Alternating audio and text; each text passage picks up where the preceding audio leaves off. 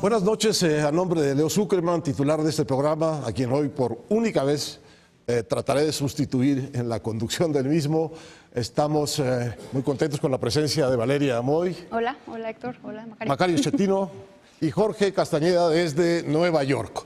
Vamos a empezar este programa por la noticia del día. La noticia del día es que finalmente, contra muchos augurios, entre ellos muchos dichos en esta mesa, finalmente se cuadró el nuevo tratado trilateral México, Canadá, Estados Unidos, cuyo nombre está en veremos, pero cuyo contenido no. Esta es la primera duda que hay, digamos. ¿Qué es exactamente lo que este tratado ratificó? ¿Qué es lo que cambió? ¿Y en dónde están sus ventajas y en dónde están sus desventajas? ¿Macario?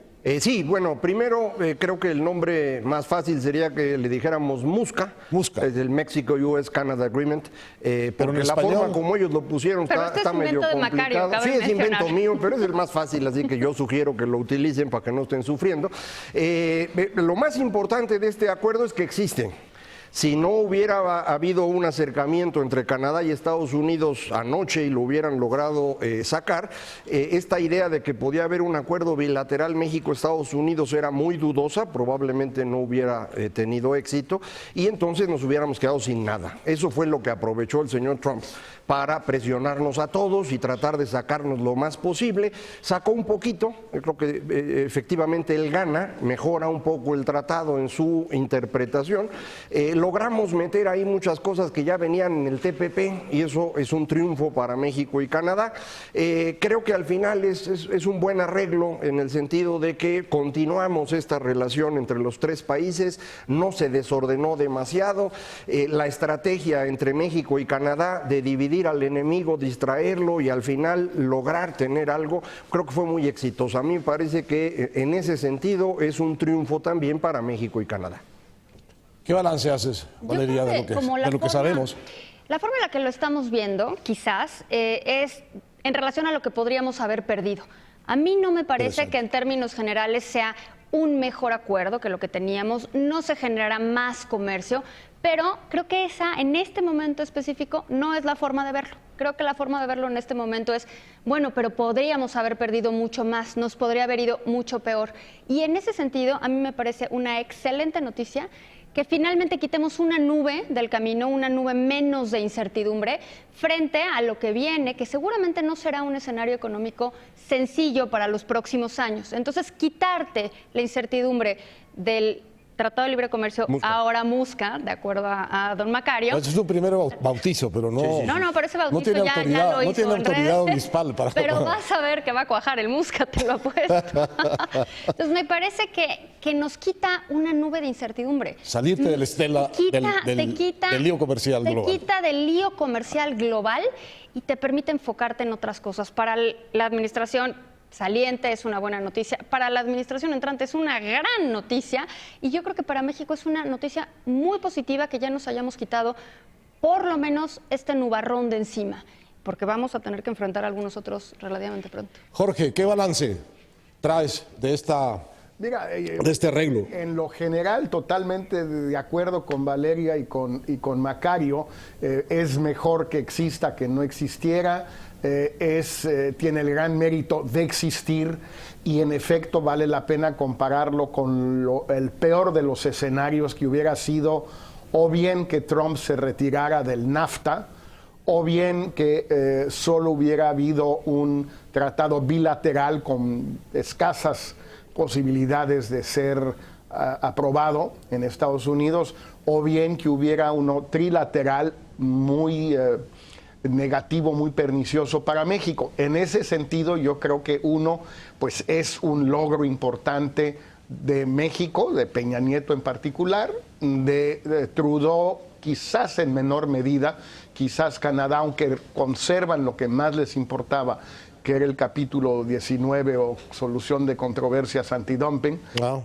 Y es desde luego un triunfo para Trump, que así lo está presentando desde temprano en la mañana por tweet y ahorita con conferencias de prensa. En fin, está tratando de sacarle todo el kilometraje, el jugo posible, y con razón, finalmente, pues es lo que él buscaba y lo logró. Ahora, aquí quedan sin... ¿Perdón? ¿Ya lo bautizó? Sí. ¿Cómo lo bautizó? Ya lo bautizó.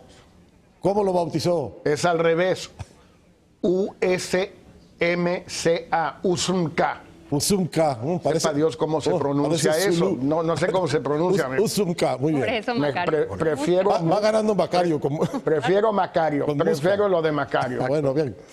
Pero no van a poner ellos la M antes, entonces, en inglés por lo menos. Entonces no creo que lo bauticen así. Pero bueno, cada quien su bautizo.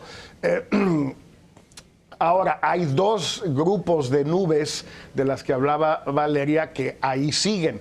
Se disipó un grupo importante, el más importante, pero no quiere decir que se disiparon todos. Veo dos. En primer lugar, el contenido del acuerdo y en particular de los llamados acuerdos paralelos o cartas paralelas que aún no conocemos. Parece ser que Canadá aceptó también un acuerdo de tope de exportación de coches en 1.8 millones, creo, no, en 2.6 millones de automóviles al año. 2.6, exportan 1.8, son más o menos las mismas cifras que México, con la diferencia que nuestra exportación crece rápidamente y la de ellos no. Entonces nosotros alcanzaremos el tope antes que ellos. Pero por lo menos esperemos que ellos sí hagan público este acuerdo paralelo rápidamente. Si es el mismo que el de México, pues podremos saber en qué consiste. También hay otros elementos, el capítulo 11, donde no sabemos exactamente cómo quedaron los dos, si es el mismo para ambos países o no. En fin, hay una serie de asuntos que aún no se conocen, por lo menos en los medios, en cuanto al contenido, y eso es importante, no da lo mismo cualquier contenido.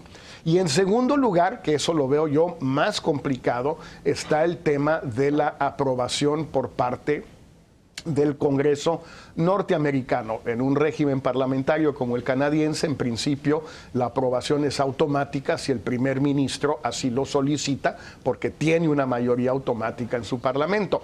En México, desde luego que es automático, pues porque está la aplanadora de Morena, ¿no? En el caso de Estados Unidos, tiene que ser aprobado por ambas cámaras por mayoría simple. El Senado suele siempre ratificar estos acuerdos. La gran incógnita va a ser la Cámara de Representantes, sobre todo si, como todo parece indicarlo, va a haber una mayoría demócrata a partir de noviembre la elección y enero la toma de posesión. Este acuerdo no va a ser ni siquiera sometido al Congreso hasta el año entrante. Es decir, esto que se logró ayer, que es importantísimo, es el acuerdo entre los tres poderes ejecutivos, digámoslo así. Pero de ninguna manera implica la ratificación, y no habrá ratificación este año. Entonces, ahí es donde sí, pues hay que, volveremos sobre el tema, cuáles son esas posibilidades de ratificación y cuándo. Bien, vayamos un poco al tema de los asuntos preocupantes. En el contexto de que esto hay que celebrarlo como un logro, ¿qué es lo que nos preocuparía? Bueno, yo comentando un poco lo que ahorita decía Jorge acerca del capítulo de inversión, que podría ser distinto para los dos, en la página del gobierno estadounidense está el texto del tratado, salió anoche, entonces yo no pude leer todo, ni mucho menos entenderlo, pero en la parte de inversión sí me preocupaba, fue el capítulo que leí con más detalle. No hay una diferencia significativa con el acuerdo que teníamos con NAFTA, y adicionalmente la parte distinta entre México y Canadá es un anexo que tiene un arreglo especial entre México y Estados Unidos que lo que dice es que si hay un conflicto alrededor de inversión, lo vamos a llevar al Centro Internacional de Resolución de Disputas, arbitraje, que es esencialmente la forma como se estaban resolviendo las cosas anteriormente. Entonces, ese capítulo no me parece que haya quedado mal, tal y como lo pude leer hoy en la mañana. El otro capítulo que hicimos distinto fue el de energía, ahora es el número 8, antes era el número 6. En el NAFTA, México lo que hacía era salirse de todo el arreglo de energía, y ahora lo que dice es que pues todos reconocen la soberanía inalienable e imprescriptible del Estado mexicano sobre sus hidrocarburos. Y eso salvo que las leyes mexicanas han cambiado sobre eso. Sí, pero dice que nosotros con nuestra Constitución decidimos qué hacemos al respecto de los hidrocarburos. Eso es, entiendo lo que quería el nuevo gobierno, el de López Obrador, meter en el acuerdo. Eso pusieron, entonces ahí yo no le veo todavía problema. Faltan ver, son muchas cosas nuevas: propiedad intelectual, pequeñas y medianas empresas, corrupción, que vienen sobre todo del TPP.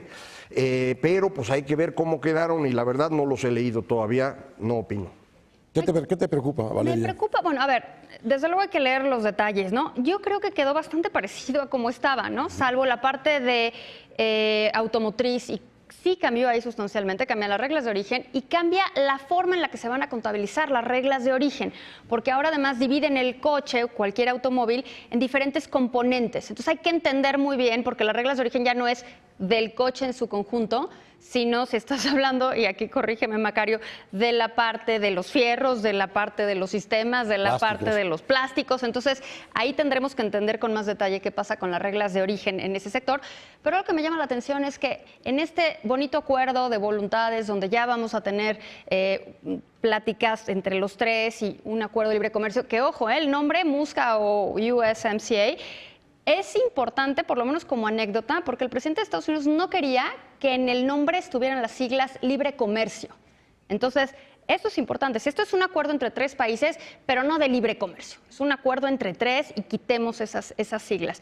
Entonces, en este acuerdo de libre comercio, que ya no incluye eso en el nombre, siguen los aranceles al acero y al aluminio. Entonces, al parecer, la solución a esos aranceles o la posible eliminación o no de esos aranceles estará en alguna de las cartas paralelas que hablaba Jorge hace un momentito. Entonces, me parece que es muy importante estar muy atentos al tema de los aranceles al acero y al aluminio, porque me llama la atención que estemos negociando, no únicamente México, o sea, que el mundo esté en estos embrollos comerciales al mismo tiempo que Estados Unidos unilateralmente, bajo pretextos de seguridad nacional, pone aranceles a diestra y siniestra como quiera. No me gusta nada esto que estás diciendo. Vamos a hacer un corte y vamos a volver luego con Jorge Castañeda. Jorge, para preguntarte, ¿qué problemas anticiparías en el proceso legislativo propiamente dicho de aprobación de este nuevo tratado en los Estados Unidos, y en qué tiempos podemos esperar alguna solución de esto? Volvemos en un momento.